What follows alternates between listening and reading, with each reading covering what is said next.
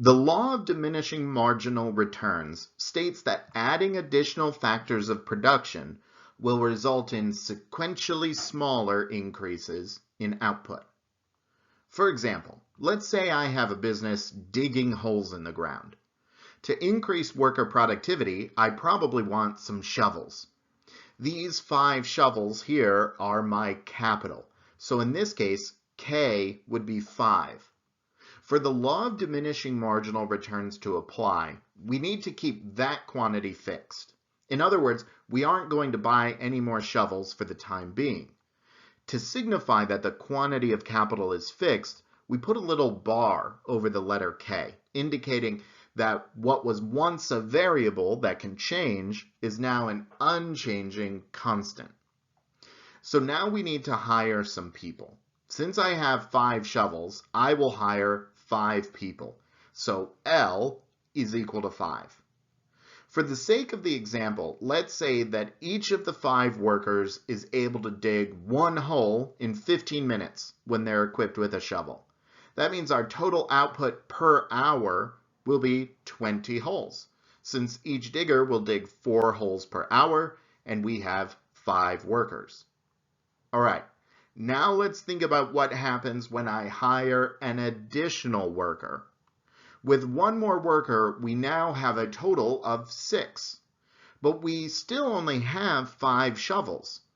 That doesn't mean this new worker won't be able to help. They can probably borrow a shovel while one of the others is on break. And when all the shovels are taken, they'll still be able to dig with their hands. Obviously, this 6th worker won't be as productive as the original 5 because of our limited capital. But output still has to increase when we add them on.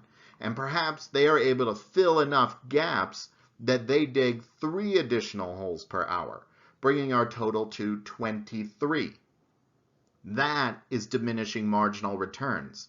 The return is how much our total output rises. In this case, it rose by 3. And when we add an additional factor of production, in this case, 1 more worker, we added 3 to our total output, which is less than the 4 holes per hour the previous worker added. And if we keep going, if we hire a 7th worker, there are fewer gaps to fill and more time spent digging with their hands.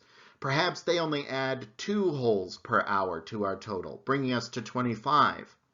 An 8th worker will see further diminishment of the marginal returns to hiring them, perhaps adding only 1 to our total.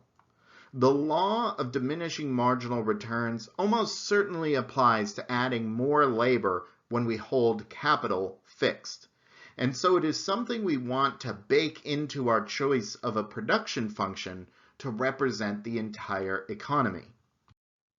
Let's put it on a graph to see what a function with diminishing returns looks like. Our graph has Y, or output, on the vertical axis and L, or labor, on the horizontal one. We're holding capital fixed. Each tick mark here represents 1 more worker added to our team. As we move along that horizontal axis, hiring workers, our total output rises, but by less and less each time. It starts to sort of level off as we go, and if we connect the dots, we can see what a function with diminishing returns looks like. Whatever we choose as our production function for the economy, we want it to look like this when graphed with respect to output and labor. That is, when we keep our value for K constant, increasing the number we plug in for L needs to result in diminishing marginal returns.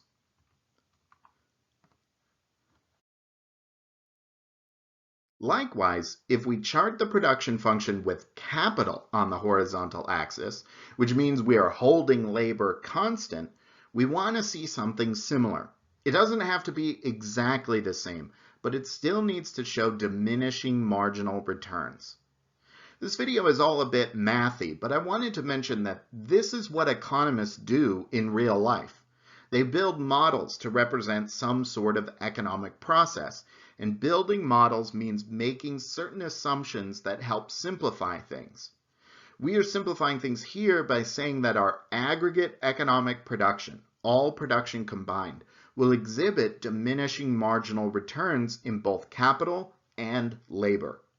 There are good reasons to think that this is a reasonable assumption to make and one that isn't violated in the real world. But if it is, that would mean we need to rethink whatever conclusions we draw from this analysis. And that's why economists are still busy after all these years.